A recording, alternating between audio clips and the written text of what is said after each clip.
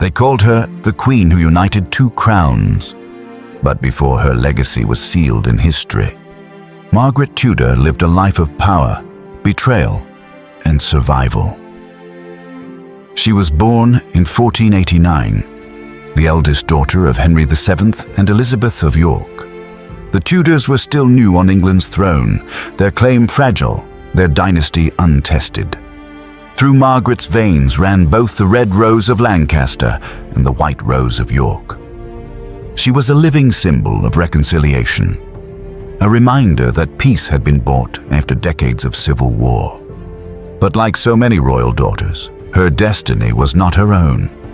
At just 13 years old, she was chosen as the bargaining chip for a truce with Scotland. Her hand was promised to James IV, a king twice her age, but a man of culture and charisma. In 1503, she left England for the harsh lands beyond the border, never truly to return as one of her own. Her wedding was hailed as a triumph. Two kingdoms, long at war, now bound together by marriage. The English hoped Margaret would soften Scotland. The Scots hoped she would bring influence with her brother Henry, who would one day be king. For 10 years, Margaret lived as Scotland's queen. James IV adored pageantry, poetry, and politics. Though the age gap was wide, their union was not without affection. Margaret gave birth to several children, but tragedy followed. One by one, they died young. Only one son survived infancy, James, the boy who would one day rule as James V. But even as queen, Margaret remained caught between two crowns. She was English by birth, Scottish by marriage. And when her brother Henry VIII succeeded to the throne in 1509, her loyalties were tested. In 1513, the fragile peace shattered. James IV invaded England, seeking to support France, Scotland's old ally, against Henry. It was brother against sister, Tudor against Tudor. Margaret could only watch as her husband rode to war. At Flodden Field, the Scots were slaughtered. James IV was killed, the last British monarch to die in battle. Margaret, just 23 years old, found herself widowed, with an infant son as king. By law, Margaret became regent of Scotland. For a time, she held real power, ruling on behalf of her baby son. But the Scottish nobles distrusted her. They whispered that she was too English, too tied to her brother Henry. Every decision she made was weighed with suspicion. Then came her great mistake. In 1514, in secret, she remarried to Archibald Douglas, Earl of Angus. A powerful noble, yes, but also a man hated by rival clans. The marriage shattered her regency. Her enemies forced her from power.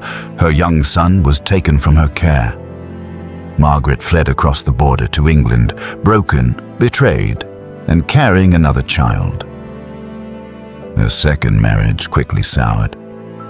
Angus proved ambitious and cruel. He controlled her fortune, her movements, even claimed authority over her son, James V. Margaret fought bitterly for freedom, seeking divorce in a kingdom where such things were rare. It was a struggle that echoed her brother Henry's own battles with marriage years later. Trapped between factions, Margaret turned her back on Angus. But Scotland was unforgiving. For years, she was pulled between rival clans, shifting loyalties in the shadow of her brother in London. Her life became a cycle of betrayals, reconciliations, and escapes.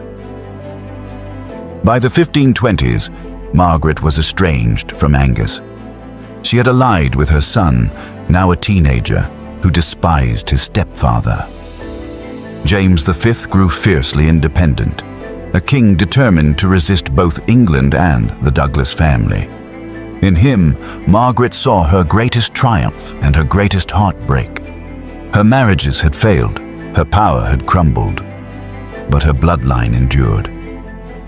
She married once more to Henry Stuart, Lord Methven, but again, betrayal followed.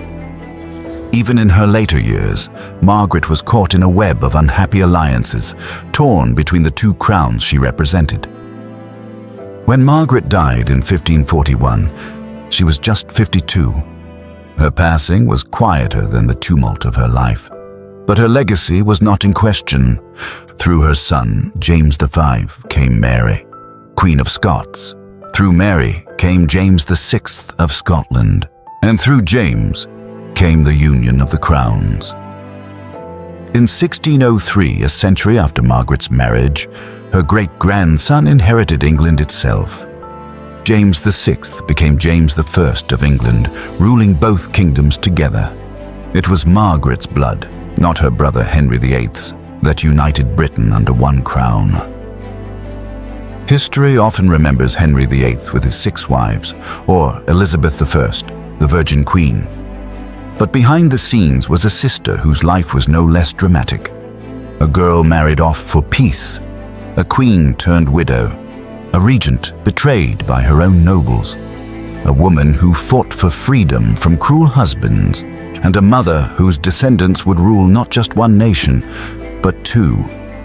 Margaret Tudor's life was not defined by quiet grace like her mother Elizabeth of York, ambition like her brother Henry, but by survival, by enduring scandal, betrayal, and exile, and still ensuring her family's dynasty would endure. They called her the Queen who united 2 crowns. But Margaret Tudor was more than that.